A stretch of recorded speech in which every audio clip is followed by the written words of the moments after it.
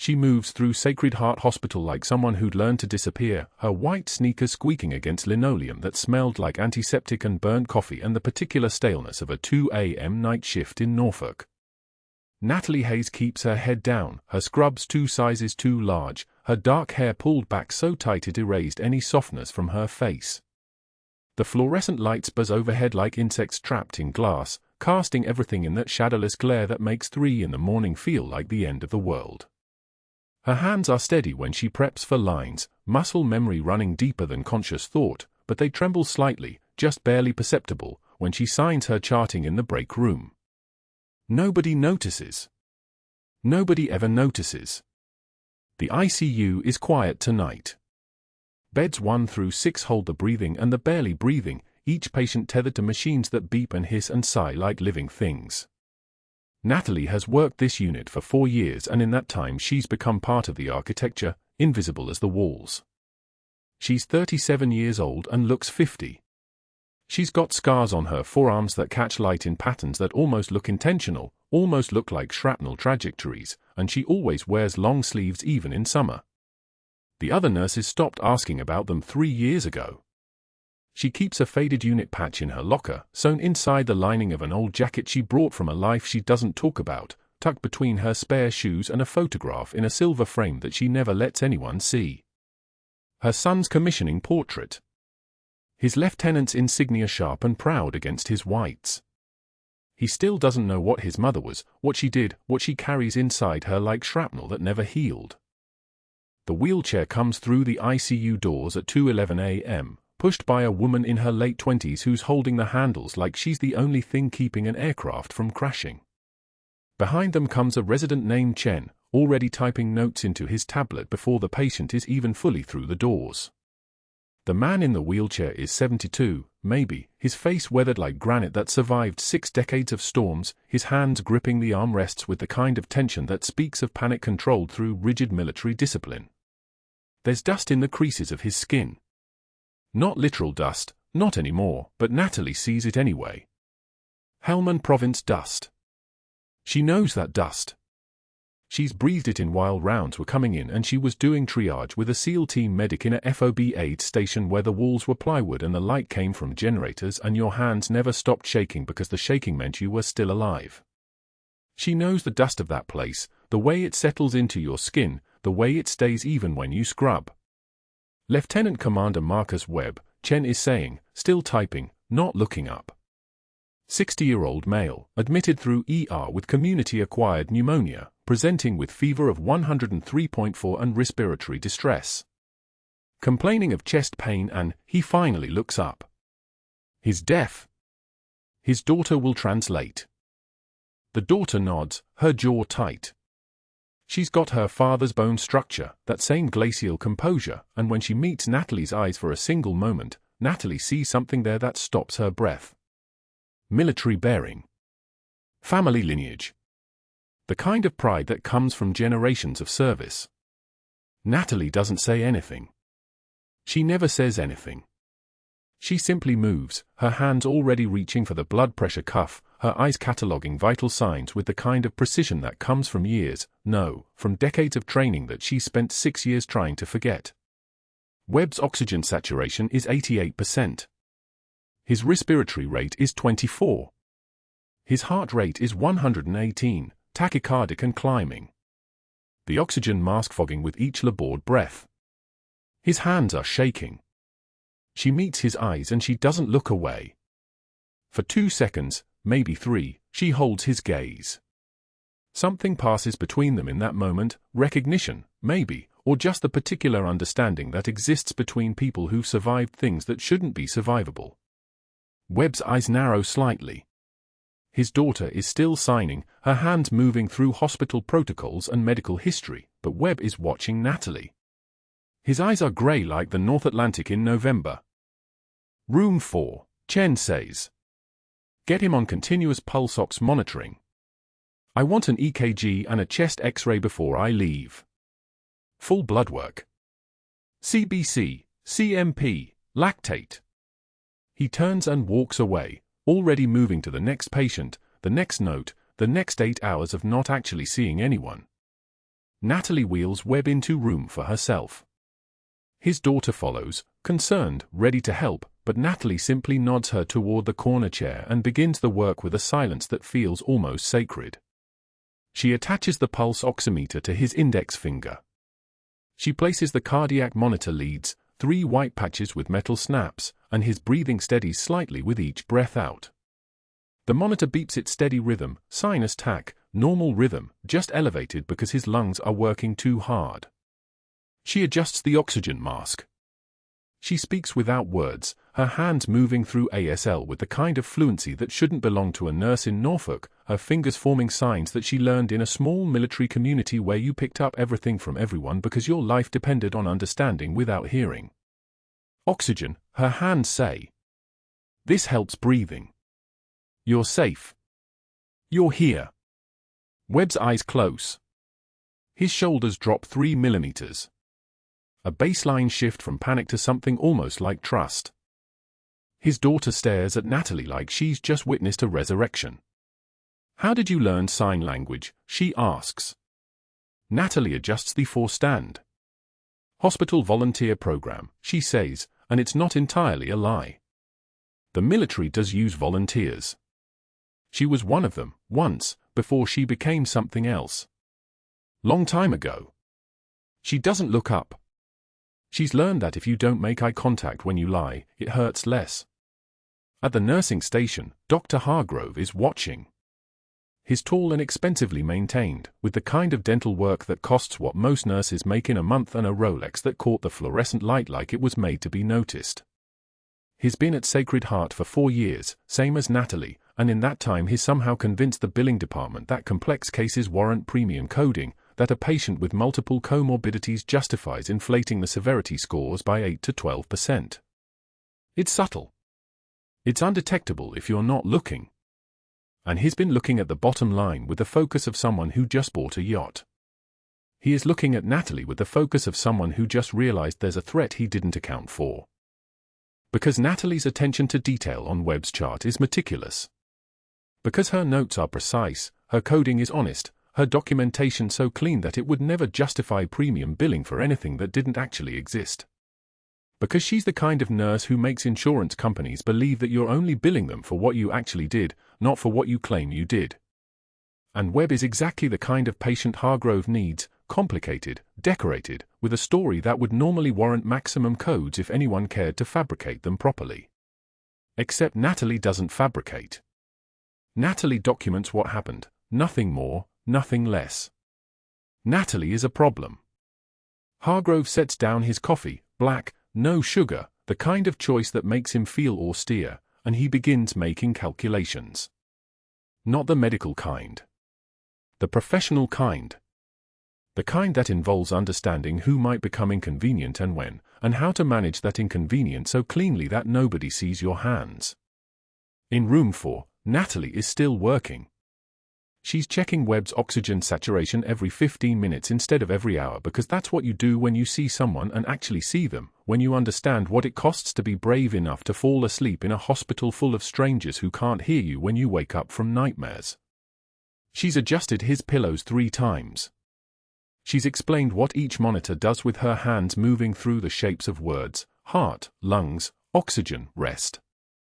Webb's daughter is crying silently, watching her father sleep for the first time in 72 hours, watching him breathe without fighting, and she reaches out and touches Natalie's arm. Thank you, she signs, her hands clumsy but sincere, words she learned from her father over decades of being a bridge between 2 worlds. He was scared. You made him safe. Natalie nods. She doesn't say that she knows how it feels to be alone in a room full of people who can't see you. She doesn't say that she spent 6 years learning how to be invisible because visibility costs too much. She doesn't say that her son doesn't know she exists as anything other than a woman who works nights and keeps to herself and sometimes looks at his photograph in her locker at 3 in the morning when the pain gets too loud. But that wasn't the worst part. The worst part is that someone is watching this, understanding it, and beginning to see her as something dangerous.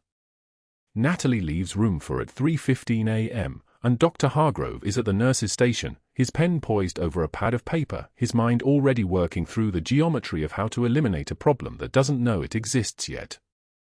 He doesn't know who she is. He doesn't know that the quiet nurse in the faded scrubs once stood in a firefight in Helmand Province while a SEAL team leader screamed her call sign into a radio that wouldn't stop crackling. He doesn't know that her hands have done things that would make his yacht seem like the pathetic monument to nothing that it actually is.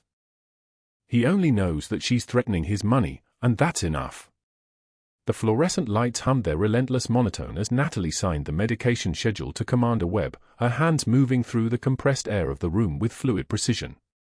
Webb's daughter sat beside his bed, translating the clinical language into the shorthand of family, antibiotics at noon, pain management as needed, vitals every 4 hours.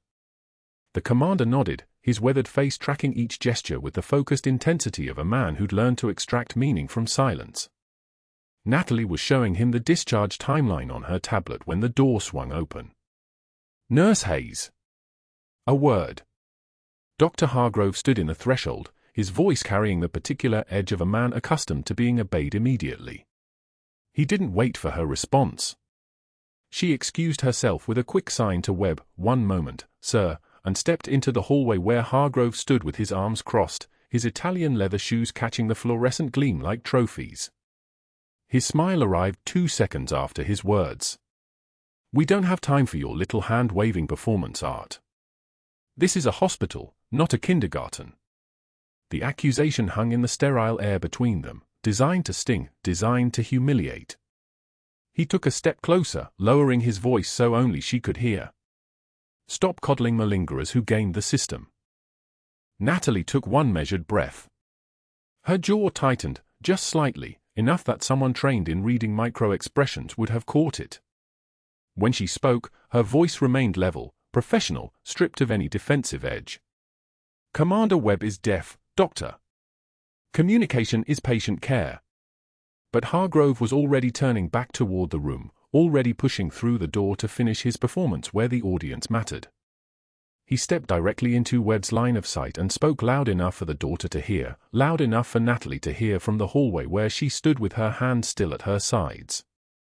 "Your nurse here thinks you need special accommodation. That's what we call participation trophy medicine. Not how we operate at Sacred Heart." Webb's expression didn't change. His daughter's did, her face flushed, her hands balling into fists. She opened her mouth but Webb signed something sharp, commanding, and she fell silent. Hargrove smiled like a man who'd just scored a point in a game only he was playing. Natalie stood perfectly still in the hallway, one hand pressed against the cold wall behind her back, the other at her side. One tear traced her cheek, not from sadness, but from the effort of absolute stillness. She didn't blink. She didn't look away when Hargrove emerged from the room and walked past her toward the nursing station. She simply wiped the tear without breaking eye contact with him, and in that frozen moment, something flickered across his face, not guilt, but recognition that her composure was somehow more dangerous than anger would have been. "You mistake kindness for weakness, Doctor," she said quietly. "That's a fatal error in judgment." Hargrove's jaw tightened. He kept walking. Over the next 4 days, the humiliation became systematic, calculated, the work of a man who'd realized that emotional warfare was more effective than a direct assault. Natalie understood this. She'd studied similar patterns in military culture, how small, consistent degradations broke people more effectively than one catastrophic blow.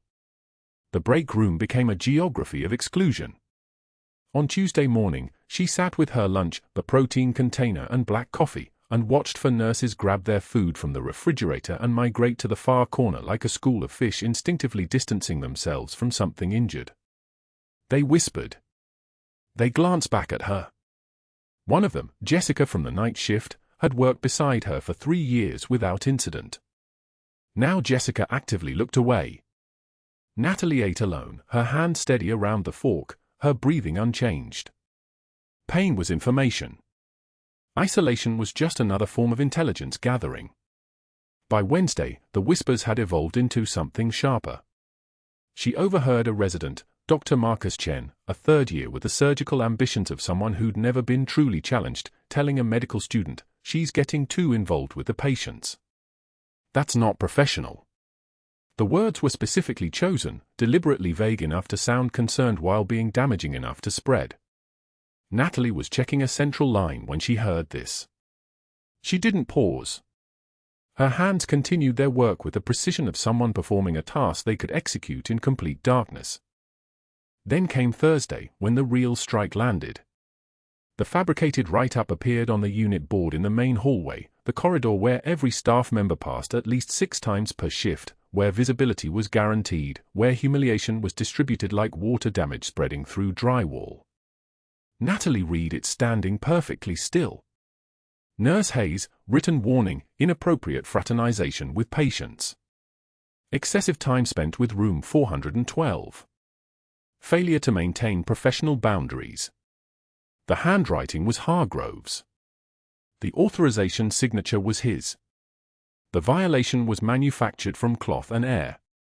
Natalie removed it from the board without expression, folded it with precise creases, the kind of deliberate care that took more effort than crumpling would have, and placed it in her scrub pocket. A nursing supervisor standing nearby looked away quickly, already calculating the political cost of making eye contact. Natalie understood. She'd seen this dynamic before in theater, the way allegiance shifted like tide when leadership signaled which direction the current ran. That afternoon, Hargrove orchestrated his final blow with surgical precision. He positioned himself at the medication cart in the main corridor where residents and medical students routinely gathered, then called her over with the tone of a physician demanding clarification on a chart issue. 2 residents were within immediate earshot. A medical student was reviewing orders 3 feet away, pretending not to listen but with every receptor tuned to the frequency of drama. Hargrove's voice carried just enough volume to reach all of them.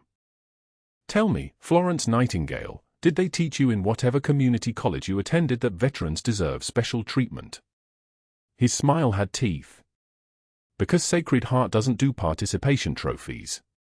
We treat patients. We don't coddle them. The name had already begun spreading like infection through the hospital. Florence, whispered with just enough affection to disguise the mockery, just enough irony to make it weaponized. The residents exchanged glances. The medical student kept their eyes on their tablet, but their attention had completely reoriented toward this moment. Natalie measured out Commander Webb's antibiotics with hands that didn't shake, selecting a 500 milliliter bag of normal saline, then the 4-connector, then the antibiotic vial with methodical precision.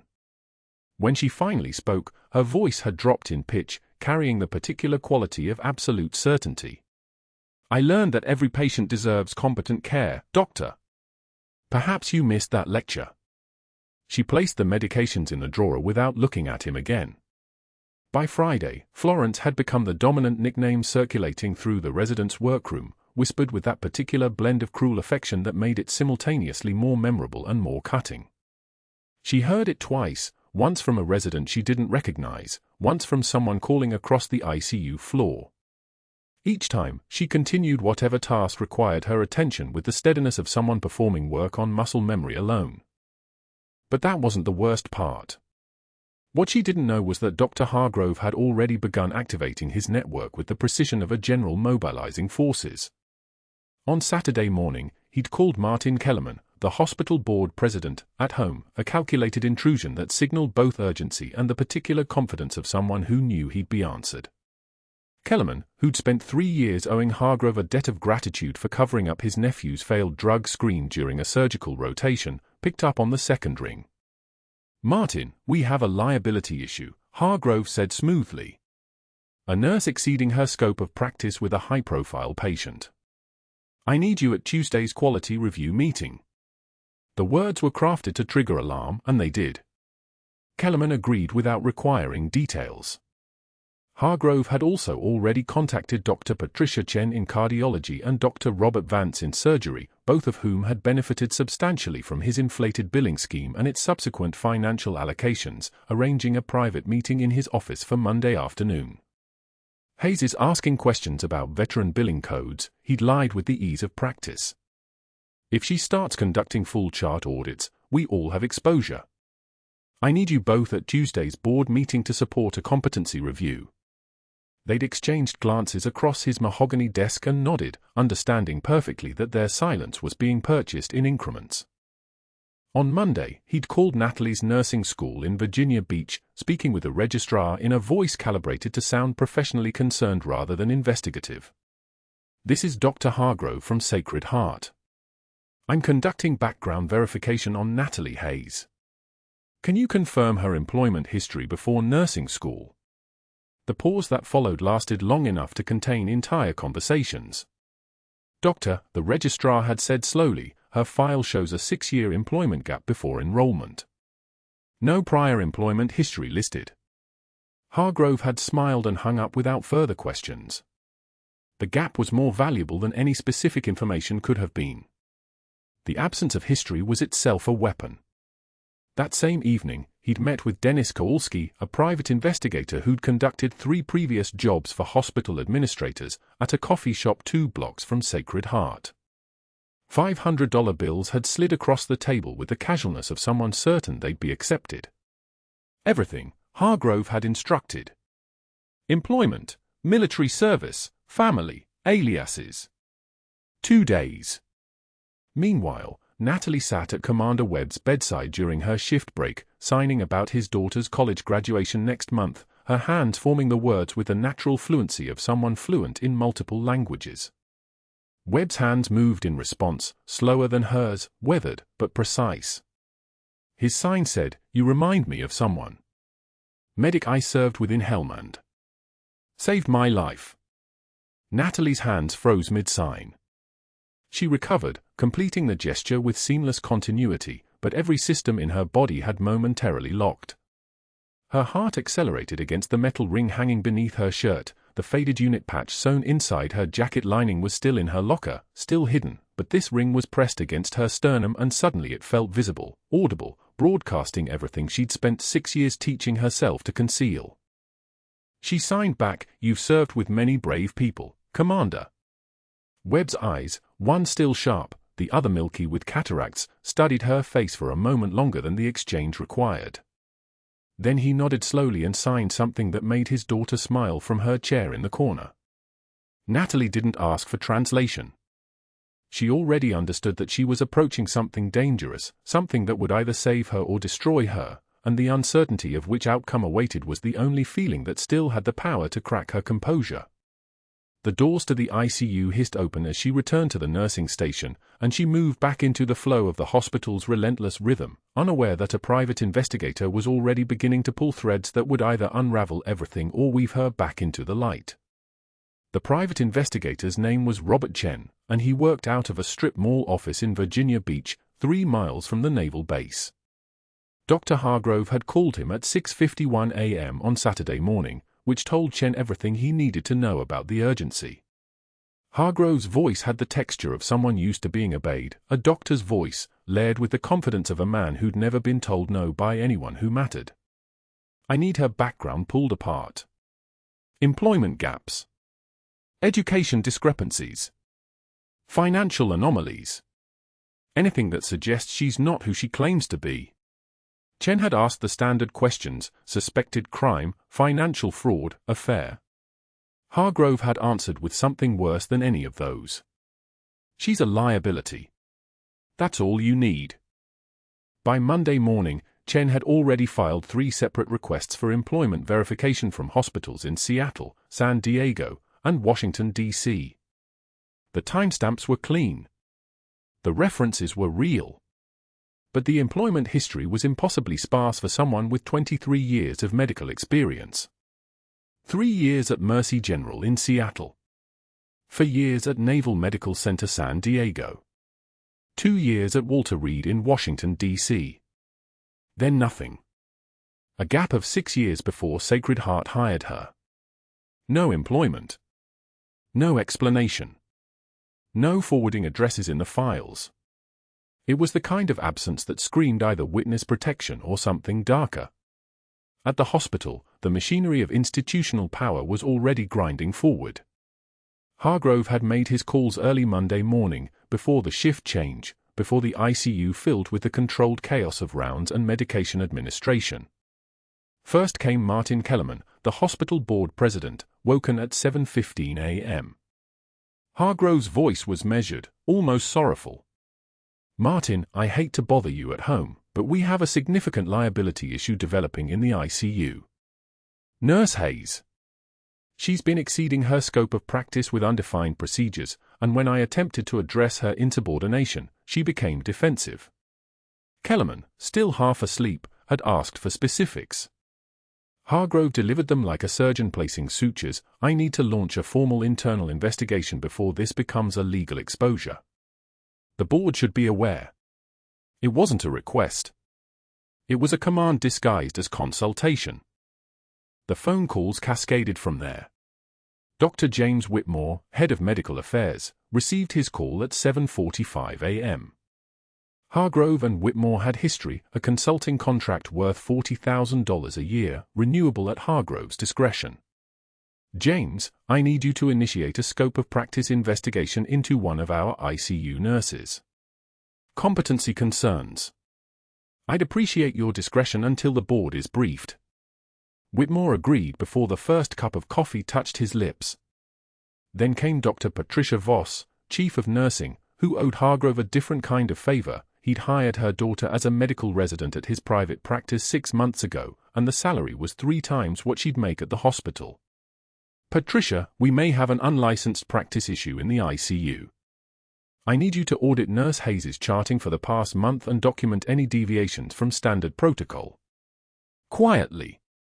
By noon, investigation documents had begun their silent migration through hospital administrative channels. A scope of practice audit form, initiated by Medical Affairs. A competency review request, filed by Nursing. Notation in the personnel database flagged for board review. The machinery didn't need to move fast. It just needed to move. Natalie felt none of it. Not yet. She was in the break room at 1:15 p.m. on Monday, heating up the same container of Thai food she'd made Sunday night, when the official email notification arrived on the hospital system. Subject line, Formal Inquiry, Competency Review. The notification was clinical and bloodless. A formal review of nursing practice has been initiated per hospital policy. This is a standard procedural review. Cooperation is expected. There was nothing in it that felt dangerous. There was nothing in it that felt like the first domino. But her hands that had been steady through mortar fire and worse, hesitated for a fraction of a second. She'd seen enough institutional machinery to recognize when it was beginning to move. The email wasn't from Hargrove. That made it worse. She set down the food without eating it. The break room smelled of bitter coffee and the phantom residue of 1,000 conversations that had stopped the moment she'd walked in. She'd grown accustomed to the silence that followed her. Now it felt like walls being constructed in real time. Marcus Webb was stable that afternoon. His pneumonia was responding to the antibiotics. His oxygen saturation held steady at 94%.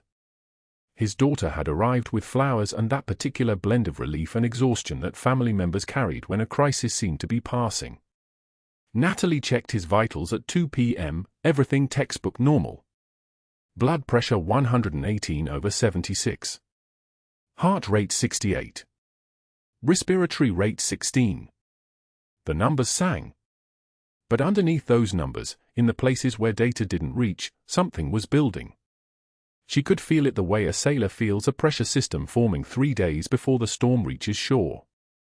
The nursing note she'd been documenting with meticulous detail, every breath sound, every oxygen requirement, every subtle shift in his respiratory pattern, now felt like evidence being compiled against her. She'd written them with care because that's who she was. Now they would be read with suspicion because of who Hargrove had decided she was. By Tuesday morning, the paperwork had multiplied. A formal competency evaluation scheduled. A mandate to provide all charting from the past month for external review. A requirement that any procedures be pre-approved by the medical director going forward. The message was subtle but unmistakable: you are being watched. You are being questioned. You are being dismantled piece by piece through process rather than confrontation.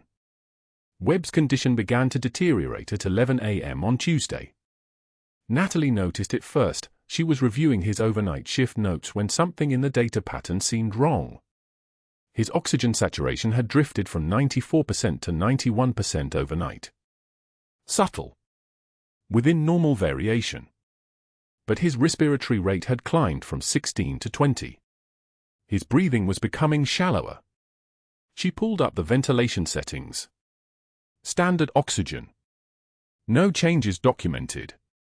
Then she checked his chest. His right lung field was clear on auscultation. She placed her stethoscope over his left lung. The breath sounds were diminished, fainter than they should be. Not critically diminished, but diminishing. She called Dr. Elliot Marsh, the on-call resident, at 11:41 a.m. He arrived at Webb's bedside looking like someone running on fumes, 22 hours into a 30-hour shift, his white coat wrinkled, his eyes carrying that particular hollowness of sleep deprivation. Natalie spoke quietly, keeping her voice level. His O2 is trending down since last night. 94 to 91. Breath sounds diminished on the left. Respiratory rate climbing. Marsh nodded, the reflex of a physician listening to information his exhausted brain was struggling to process. Probably just the infection progress. Antibiotics take time. He ordered increased oxygen and scheduled a chest X-ray for the afternoon. It was reasonable. It was protocol. It was also dangerous if her assessment was right about what was building.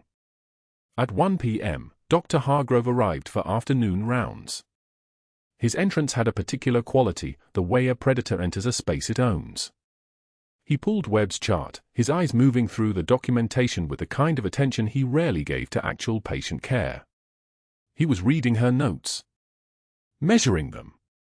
Testing them for weaknesses. When he looked up, his expression had already decided what the truth would be. Nurse Hayes. His voice was smooth as glass. You're needed in the ER. Multi-vehicle accident inbound. We need all available ICU staff for triage support. Nurse Simmons will assume coverage of this unit. It wasn't a suggestion. It was a displacement tactic dressed in hospital language. Natalie didn't move. Commander Webb's respiratory status is declining, Doctor. His breath sounds on the left. Hargrove's interruption cut the air like a scalpel. Are you refusing a direct order? Because I can have that added to your personnel file. Right now. Your choice, nurse. The silence that followed lasted exactly 3 seconds. In that silence, Natalie calculated. Webb needed continuous monitoring. Simmons was competent but already managing for other critical patients. Hargrove had just ensured that the one person watching for the pattern he wanted to miss would be removed from the equation. It was brilliant. It was surgical. It was a technique pulled straight from the playbook of someone who understood how to weaponize institutional structure. No, Doctor. She kept her voice level. The deferential tone that Hargrove had trained everyone to expect from her came easily now. It was the mask she wore. I'm going to the ER. She set down Webb's chart on the desk and stood. As she passed Hargrove's position near the doorway, she made the mistake of glancing back at Webb's room. His daughter was reading to him from a paperback novel, unaware. Webb's oxygen saturation had drifted to 89% while they'd been talking. Natalie registered this. Filed it. And walked toward the elevator as Hargrove began writing new orders in Webb's chart, monitoring frequency reduced to every 2 hours. Standard protocol for stable pneumonia patients. Perfectly defensible. Perfectly calculated. The ER was chaos. 8 patients from a highway collision. 2 with significant trauma. 1 with a compound fracture. Natalie moved through the controlled disaster with the kind of muscle memory that came from training, from experience, from the thing inside her that didn't question, it just functioned. She helped stabilize a patient with a pneumothorax, different etiology than Webb's, probably, but her hands knew the choreography of crisis response. She called the ICU 3 times during the next 3 hours. Nurse Simmons, drowning in her own workload, reassured her each time. His stable, Natalie. Stop worrying. But stability was a measurement that changed in increments too small to see. At 8:41 p.m., the ICU monitor alarm for room for 12 began its low, warning chirp. Then the rhythm deteriorated. Blood pressure dropping. Oxygen saturation plummeting. Respiratory distress escalating in real time. By 9:02 p.m., Webb's condition had crossed the line from declining to catastrophic. His left lung had collapsed under pressure that had been building all day, unobserved, undocumented, unchecked. A tension pneumothorax. Exactly what Natalie's diminished breath sounds had been trying to announce to anyone listening. She didn't know yet. But she would know. And when she did, everything would break loose. Tuesday evening settled over Sacred Heart Hospital like humidity before a storm. The ICU hummed with its usual rhythm, ventilators cycling, monitors beeping their steady percussion, fluorescent lights casting their pale surveillance over the beds. Natalie moved through the corridors in her scrubs, a ghost in blue, checking vitals on the 5 patients under her watch. Everything routine. Everything controlled. Everything about to shatter. Marcus Webb's oxygen saturation had been 94% at 6 o'clock. By 8, it had dropped to 91. By 9, it was 88 and falling. She noticed it first, the small thing that everyone else had missed. Decreased breath sounds on his left side. His respirations climbing from 18 to 22, his chest working harder, pulling air through a narrowing pathway. Webb's fingers gripped the bed rail with whitened knuckles, his eyes wide, communicating panic the universal language understands without words. Natalie leaned close, watching his ribs retract with each breath, the muscles between them sucking inward. Not pneumonia progression. Something else. Something worse. She pulled out her stethoscope, pressed it to his chest wall, and heard what wasn't there. Silence. A void where breath sounds should sing. Her hand moved to his left side, and she felt it, the subtle resistance of fluid pressure, the way his skin seemed distended, tight like a drum skin pulled too far. A tension pneumothorax. Air trapped in his pleural space, building pressure with every breath, collapsing his left lung, pushing his mediastinum rightward, crushing blood vessels, strangling his heart. Every breath was making him worse, not better. Every inhalation was another brick in a wall that would kill him in minutes if nothing changed. Natalie reached for her phone. Dr. Marsh, the on-call resident, picked up on the second ring. Webb's decompensating. Decreased breath sounds left side, respiratory distress, I think tension pneumo. Marsh arrived for minutes later, stethoscope already in his ears, textbook knowledge bright in his eyes. He listened. His hands moved in the right places. He looked at the monitor, the one showing Webb's oxygen saturation, 85 and dropping. His heart rate climbing past 130. The room temperature felt like it was rising. Tension pneumothorax. We need to, his voice fragmented. His hands dropped. He stood frozen, watching Webb's lips darken to a color like storm clouds, watching the alarm climb, watching the numbers that meant death approaching on a clock he couldn't see. Textbook knowledge evaporates under pressure. Under fire. Under the weight of something real. The code blue alarm screamed through Sacred Heart at 9:17 p.m. It was a sound designed to move people, and it did. Nurses emerged from patient rooms like startled birds. The crash cart rolled, its wheels squeaking a sound like rubber on wet tile. The ICU suddenly became a controlled chaos, 15 people moving in practice synchronization, but everyone looking to Marsh, waiting for his orders, and Marsh was a statue in a white coat, his paralysis spreading like infection. Natalie heard the alarm from the ER for floors down. She didn't think. She didn't pause. She didn't fill out a request form or ask permission. She ran, taking the stairs 2 at a time, her body remembering a different kind of urgency, the kind that comes when rounds are incoming and someone's bleeding out in a helm and firefight, and the only difference between this moment and death is what your hands do in the next 60 seconds. The stairwell door burst open and she was inside Webb's room, taking in the scene in half a second, Webb's daughter screaming, Marsh standing useless, the monitor showing Webb's oxygen saturation at 68, his heart rate irregular, his skin gray as concrete.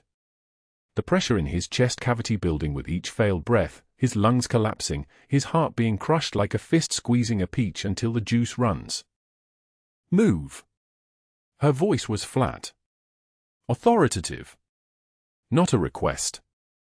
Marsh stepped back without thinking, muscle memory responding to command presence the way soldiers always do when someone takes charge. Natalie grabbed a 14-gauge angiocath needle from the crash cart, the same size she'd used on Private Garrett Chen, a 19-year-old from Oklahoma who'd taken shrapnel in an ambush outside San Juan Valley. She swabbed Webb's chest with antiseptic, her fingers counting ribs like a blind woman reading Braille, 1, 2, 3, and found the second intercostal space, midclavicular line. The right place. The only place that matters. She didn't hesitate. The needle went in, sliding between his ribs with the feel of puncturing membrane, and then the hiss of air escaping. That specific sound, like pressure releasing, like a balloon deflating, like survival hissing out of a metal valve. Webb's chest expanded. His color returned from gray to pink like time-lapse photography. His oxygen saturation climbed, 72. 80. 88. 90. The monitor steadied. His heart rate normalized. Natalie was already bagging him, securing the needle, her hands rock steady, her movements efficient as someone who'd done this before when the stakes were also life and death and the difference between coming home and coming home in a flag-draped box. Dr. Marsh stared at her, his mouth open, his mind trying to construct sentences from the evidence his eyes were reporting. How did you or where did you learn? She didn't answer. She was already charting, documenting every detail of the procedure with clinical precision. 14-gauge needle at second intercostal space, midclavicular line. Immediate hiss of air. O2 sat climbed from 68 to 92. Heart rate normalized from 148 to 86. Patient stable for transfer to chest tube insertion in OR. Her handwriting was perfect. Her notes were flawless. Everything by the book, if anyone bothered to look. Dr. Hargrove arrived 12 minutes later in his Italian shoes and his pressed white coat, and he took in the scene with eyes that understood every implication. Webb intubated and stable. Natalie standing beside the ventilator, monitoring each breath. Marsh pale and sweating. The equipment arranged in a specific pattern. The timeline clear. The evidence inescapable. His face went white, then red, not a gradual flushing but a sudden suffusion, as if someone had turned a valve inside him.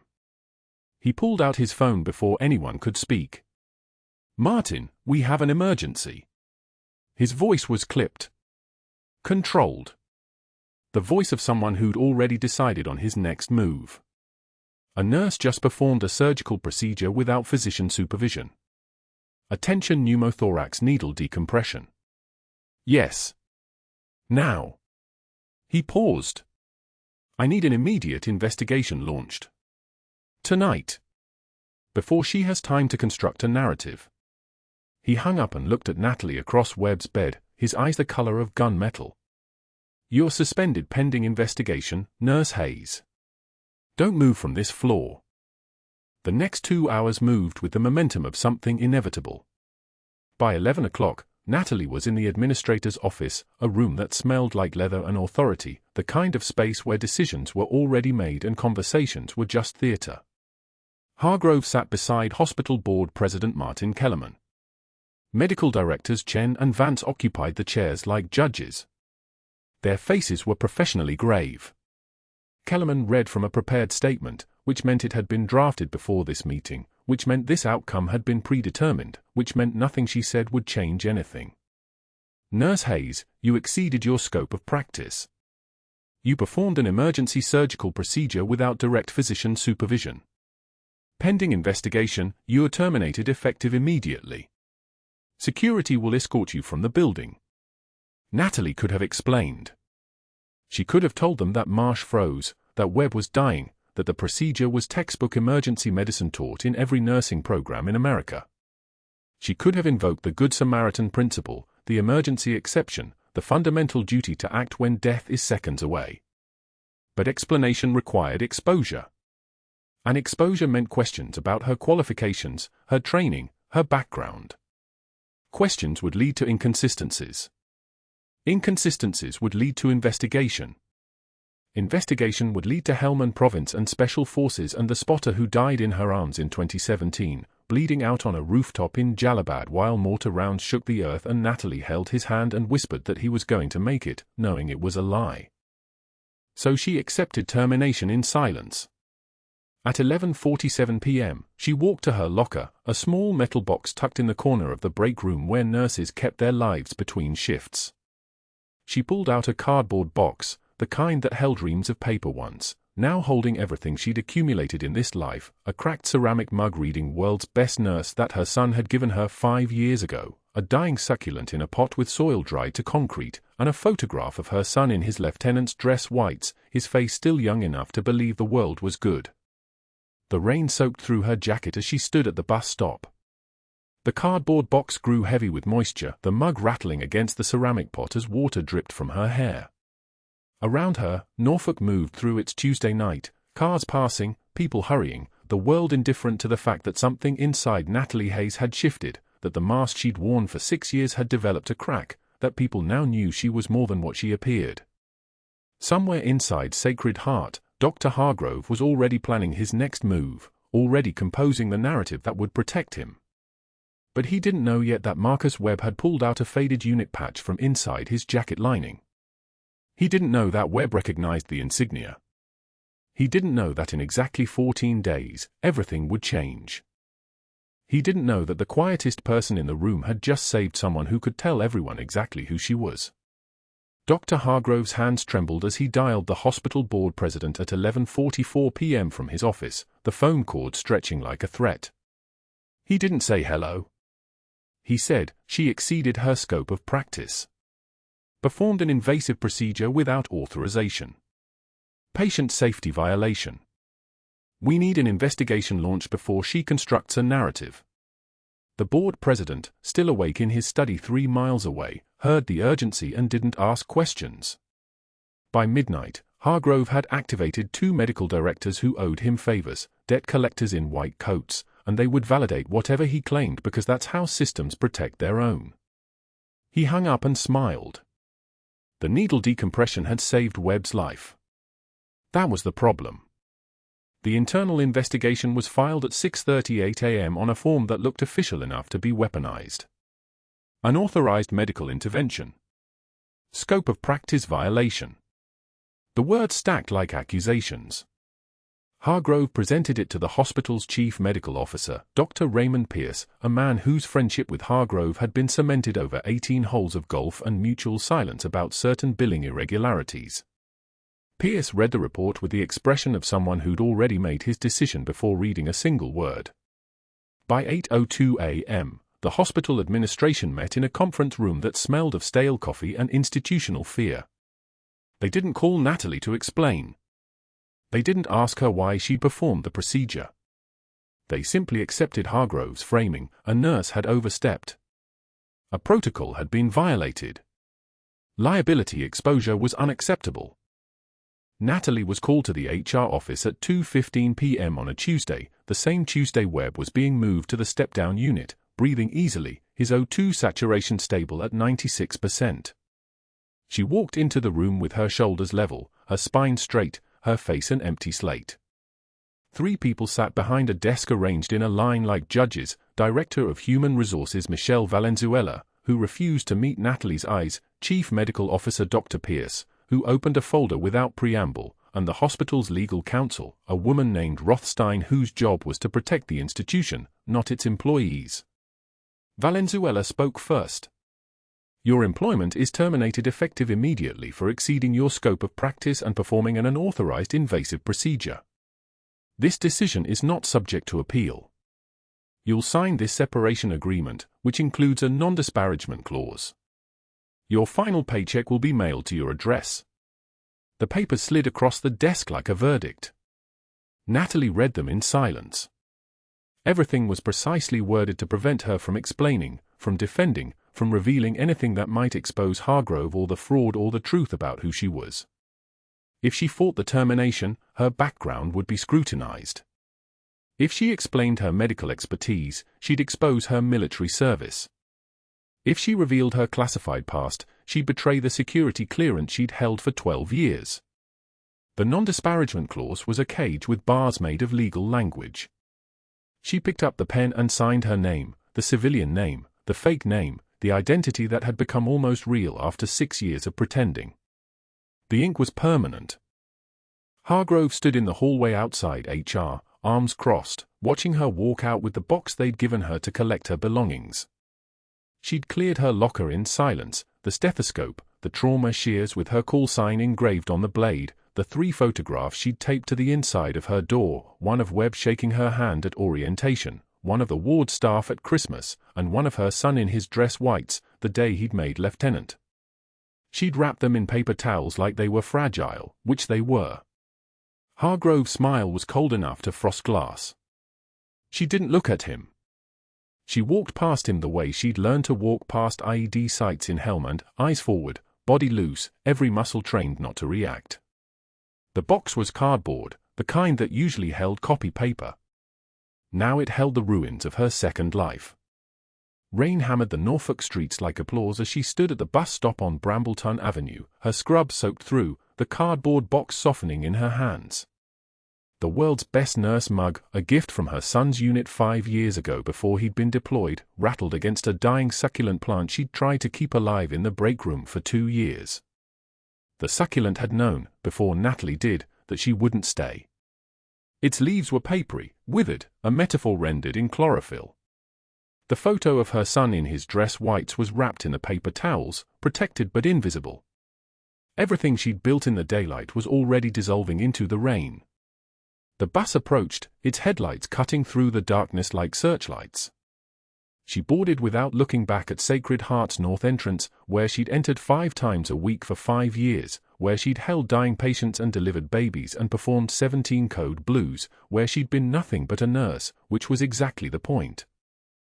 The apartment was dark when she arrived at 4:19 p.m., still raining, the kind of rain that came with Atlantic storms and made everything permanent. Natalie set the box on the kitchen table and didn't open it. She made coffee with hands that didn't shake. That was the training, that was the composure, that was the thing that made her a warrior instead of a victim. She sat in the living room on a couch she'd bought at a thrift store, in an apartment she'd rented under an assumed name, in a city where no one knew that she'd held a bleeding SEAL operator's chest together 300 meters from an extraction point, that she'd carried 4 hostages out of a Taliban compound under fire, that she'd received commendations from the Joint Chiefs of Staff in a classified briefing room at the Pentagon. All of that was sealed, archived, classified. All of that was supposed to stay buried forever. She'd given the military 6 years of her life. Then she'd given the hospital 5 years of her present. Now she had nothing but the box and the photograph and the ring on the chain beneath her civilian clothes, the silver ring with the Special Forces insignia, the one piece of evidence that she'd ever been anyone at all. The rain continued through the night. By 3:36 a.m., Natalie hadn't slept. She'd cleaned the apartment instead, because that's what you did when you couldn't fix anything else. You arranged and rearranged until the external chaos matched the internal disorder. She'd wiped down the kitchen. She'd vacuumed the bedroom. She'd organized the bathroom cabinet in strict chronological order of expiration dates. The box still sat on the table, unopened, waiting like evidence. She pressed her palm against the scar tissue on her left shoulder, shrapnel from a 2015 ambush, a reminder of the last tour, the one that had broken something that couldn't be repaired in a hospital bed. Pain was information. Pain was data. This pain meant she'd failed twice now, once in Helmand when her spotter died, and once here in Norfolk when her silence had nearly cost her everything. But that wasn't the worst part. The worst part was that Marcus Webb would recover completely. The worst part was that her needle decompression, her muscle memory, her training, her reflex born from holding soldiers together in the field, had saved a man who could testify to who she was. The worst part was that Dr. Hargrove didn't know that he'd just activated the very thing he'd been trying to prevent. He didn't know that Webb had already begun signing frantically to his daughter the moment his oxygen saturation climbed above 90%. He didn't know that Marcus Webb had recognized the quality of the intervention, the precision, the hands of someone who'd done this in actual combat. Hargrove had fired the only person in Sacred Heart who could connect Webb to Senior Chief Petty Officer Natalie Hayes. Hargrove had inadvertently removed the only barrier between the past and the present. He didn't know that in exactly 14 days, a call would come from the hospital. He didn't know that security would escort her back from this parking lot. He didn't know that the cardboard box would become the least important thing in the room. The rain stopped at dawn. The sun rose over Norfolk like nothing had changed. But everything had. Natalie sat at her kitchen table, the box still unopened, and waited for the phone to ring. She didn't know it would ring. She didn't know that Webb's daughter was already calling the board president. She didn't know that a SEAL team leader was already making arrangements to fly in from San Diego. She didn't know that an embedded FBI agent named Victoria Torres had been documenting Hargrove's billing fraud for 3 months and had just flagged the wrongful termination as witness tampering. She didn't know any of it. All she knew was that she'd saved a life, and that the cost of saving lives was always higher than anyone could afford. The box sat on her table, the rain dried on the cardboard, the world's best nurse mug inside it like an artifact from someone else's life. That mug would be back in her hand soon, back in a room full of uniforms and tears and the kind of recognition that couldn't be unlearned. But first, there were 2 more weeks of silence. 2 more weeks of waiting. 2 more weeks of being nobody at all. Thank you for being here. If you're enjoying this story, please like and subscribe. And we always love hearing from you. Drop a comment and tell us what state or country you're in.